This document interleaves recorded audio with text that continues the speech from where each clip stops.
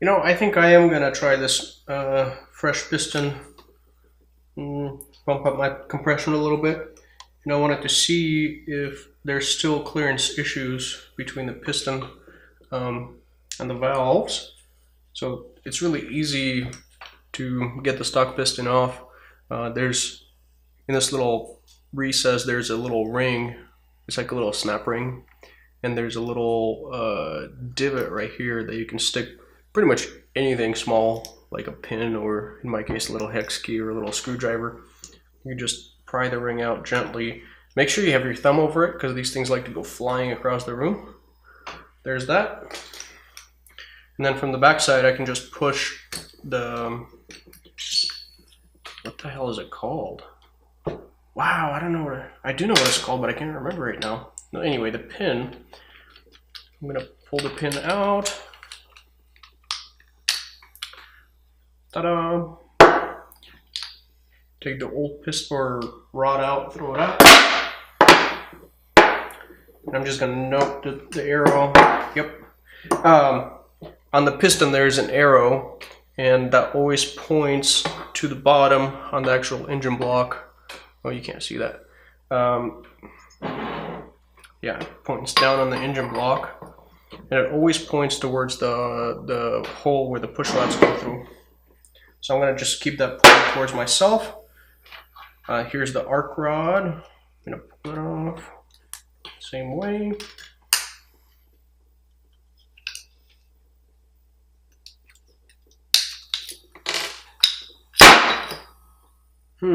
This pin is nice right now.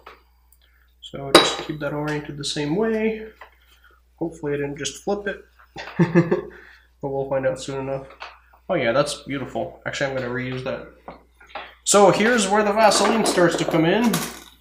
I like to use it on all the parts as sort of a pre-lubricant before the oil gets everywhere. So I'm just gonna rub some on the pinion. I'm gonna shove it in and align it with the rod. And it goes. This is a used rod, so I'm gonna check for play.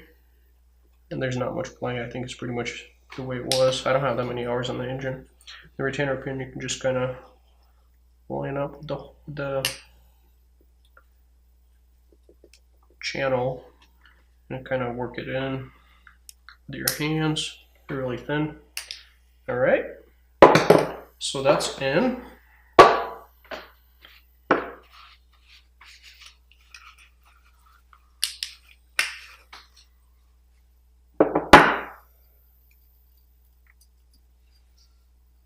My piston's still in good shape. Obviously I cleaned it. I don't see, the side skirt has a little bit of wear on it, but it's not a big deal. I noticed that the upper ring moves really freely, but I think it's because I washed it. There's no play, it's just, it'd be really interesting to see what the ring gap is right now relative to what it was stock, to see if there's any wear on the old block. But I guess it really doesn't matter because this is a new block. Sweet! Okay. So,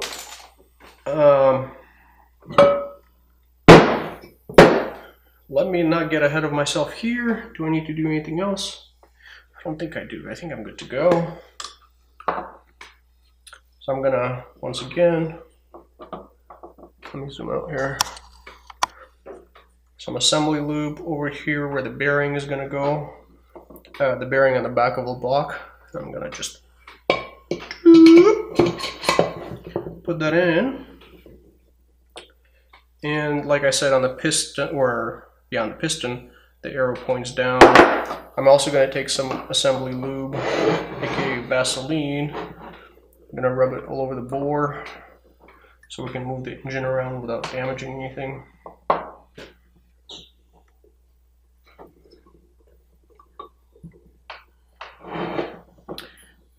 And if you're an engine builder, piston rings, they have gaps. This one has a gap, so the bottom one, the oil control rings, there's actually 3 of them.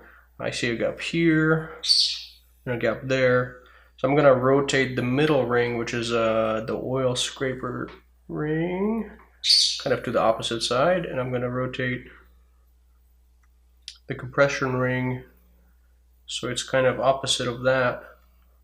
That way all the rings have, the gap is in a different place basically around the piston. Yeah, so you're not going to like this if you're an engine builder.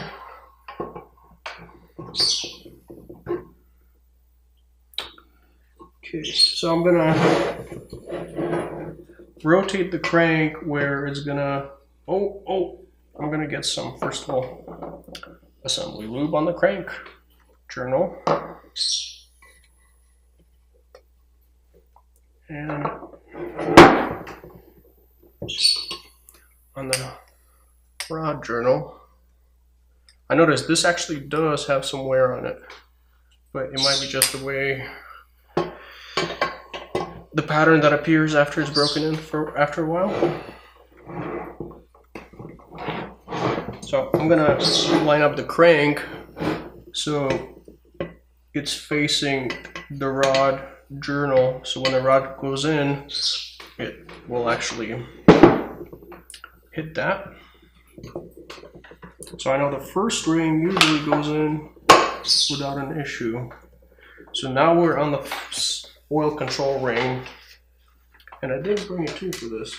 And the thing is, I actually have a ring compressor, but these rings are really soft and they're really easy to work with, and so it's faster to just kind of work it in, give it a little bit of pressure, work it in over here, give it a little bit of pressure, work it in over here, keep pressure on it, and just keep going around. You can just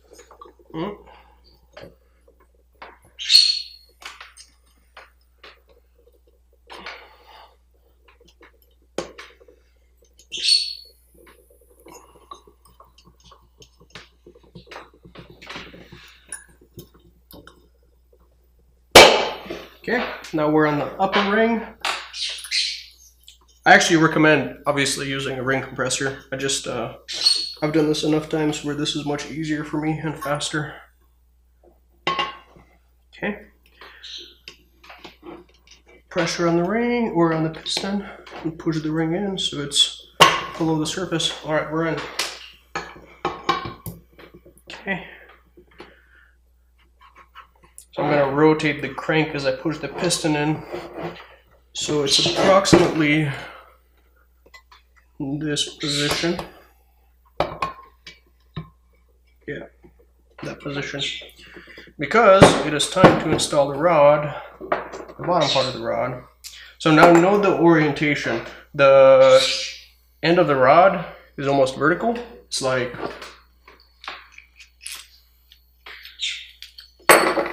this is a really frustrating part to get wrong, by the way, because it takes a lot of work to take everything apart and put it back together again. So it's like this. Okay. And the one thing to note is that the rod has this little portion, the end of the rod, that is designed to splash the oil around the inside of the engine. This one's kind of cool, actually, by the way, the one from ARC. It has a little bowl and has a hole that actually feeds oil into the journal right here. I thought that was kind of interesting. So more assembly lube on that guy. And that goes pointing down so it can actually grab the oil. And you're supposed to torque down the rod with some oil on the threads with the screws, bolts. There we go.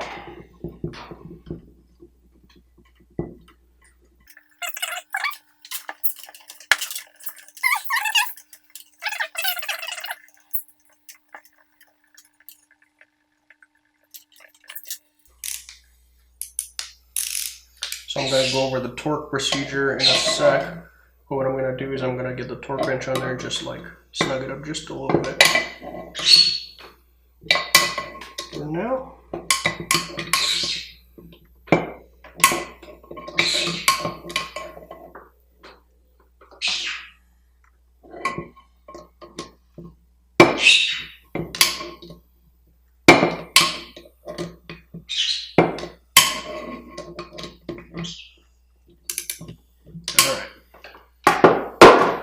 just gonna make sure that everything's moving correctly.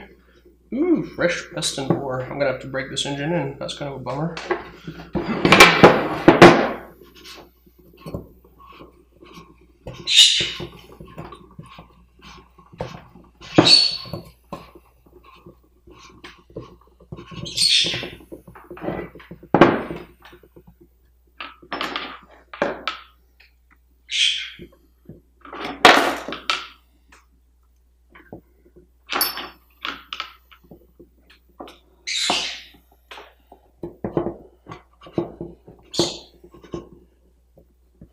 Probably should have.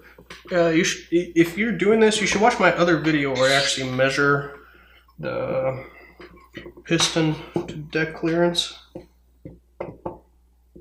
to pig the rod size. Piston to deck clearance is the distance between the end or the face of the piston and the head gasket mating surface, and I think it's right in the exact same spot where it was before. So I'm not running too high of compression, but I do have a milled head. One day I'll actually calculate this particular engine's compression, but not today. Okay, so we're moving freely back. So the instructions here say start at 20, which I don't really have 20. This torque wrench doesn't do 20 inch-pounds. The lowest setting is 120. Man, I could probably use a better one for the purpose. I have one upstairs, but this will do. I'll just go a little bit at a time.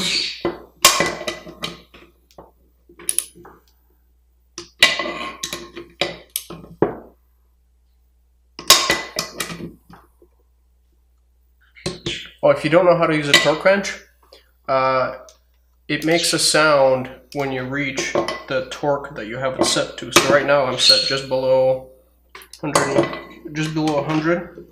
So notice I'm tightening it, and then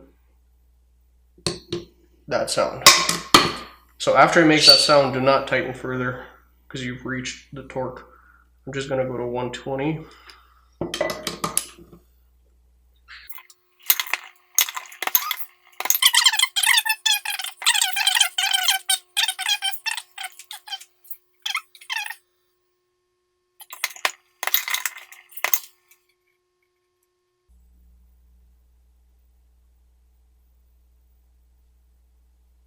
So right about there is the final torque spec. Okay.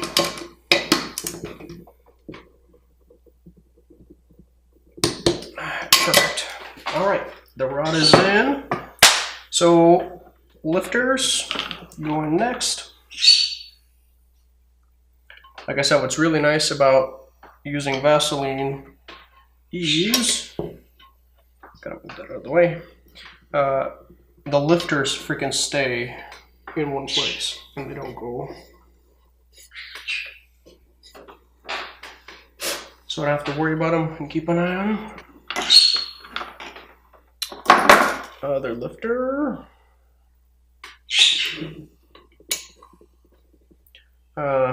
Assembly goop on my cam, and I'm gonna put that in. And once again, I've said this several times, there's a dot on the cam, there's a dot on the crank, line them up. Assembly right there.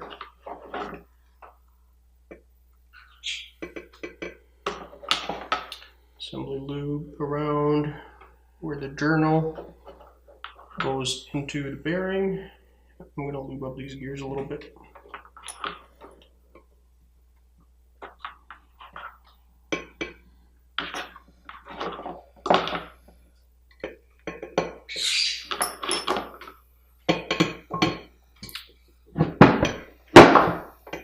That's probably good. I am going to obviously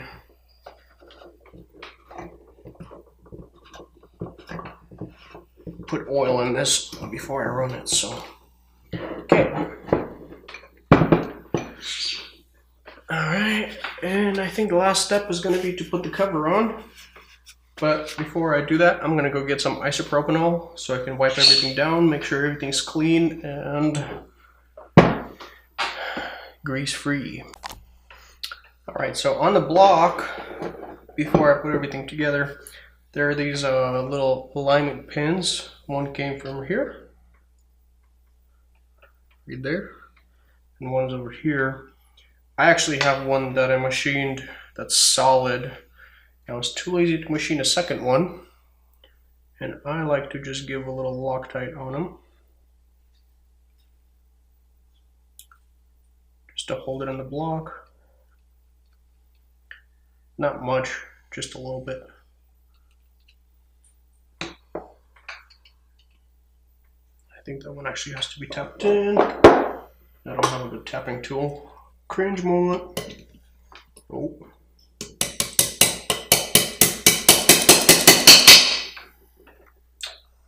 That's in.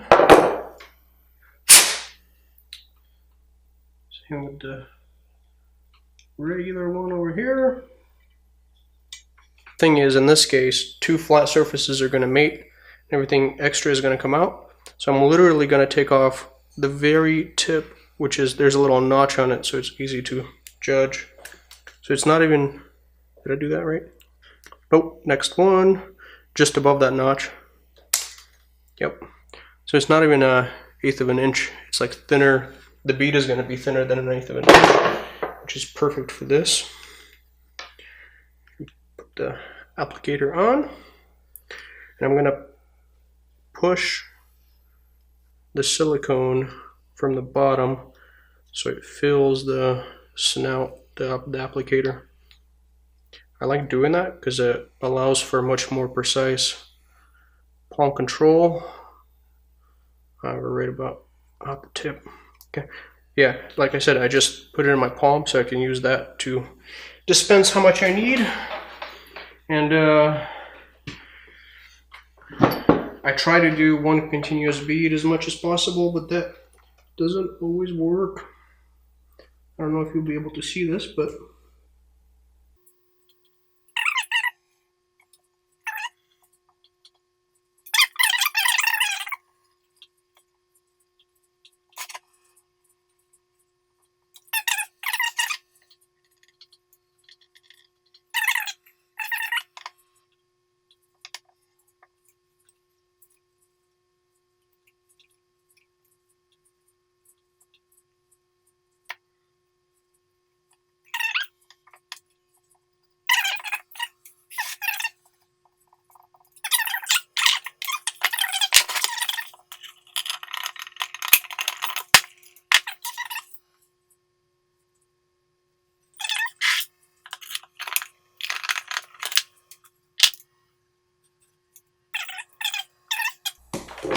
calling that good.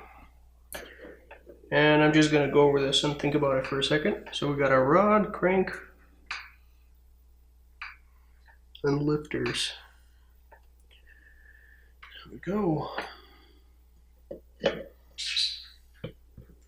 Oops.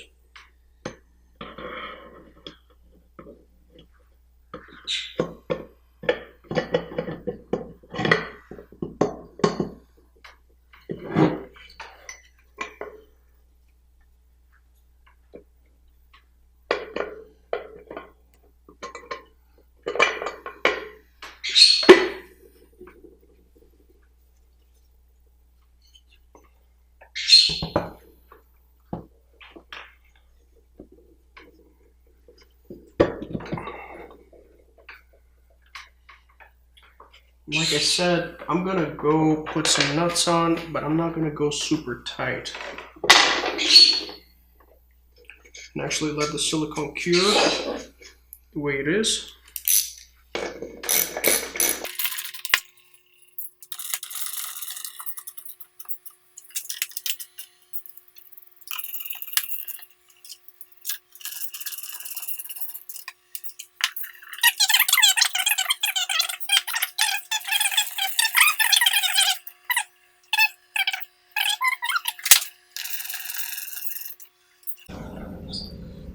Alright, so I might have gotten myself into a little bit of a pickle, which is alright.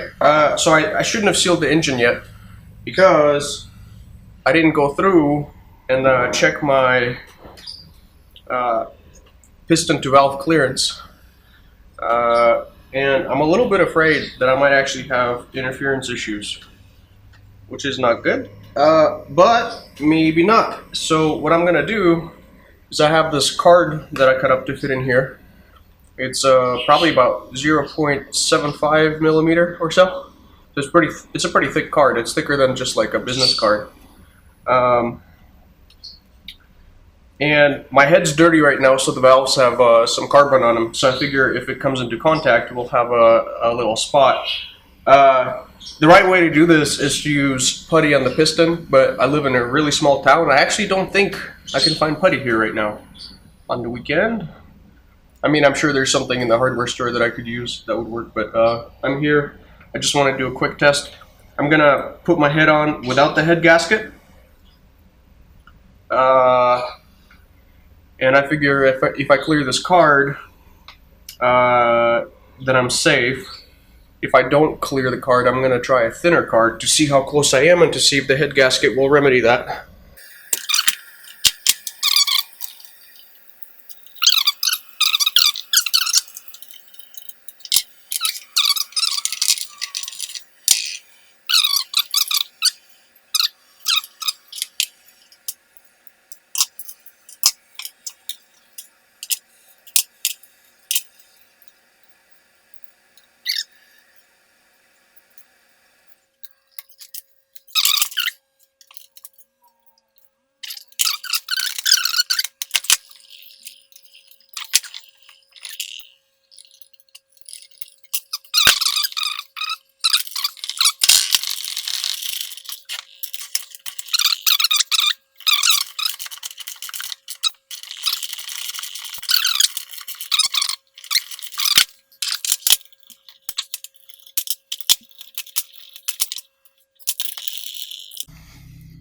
Alright, so I got the head off, just like I expected. You can see that we're not clearing this card. Oh, hey Dimitri, how you doing this morning? Oh, I'm doing excellent. I've been scraping silicone for an hour and a half because of my dumbass decision to not check clearances. Check your clearances.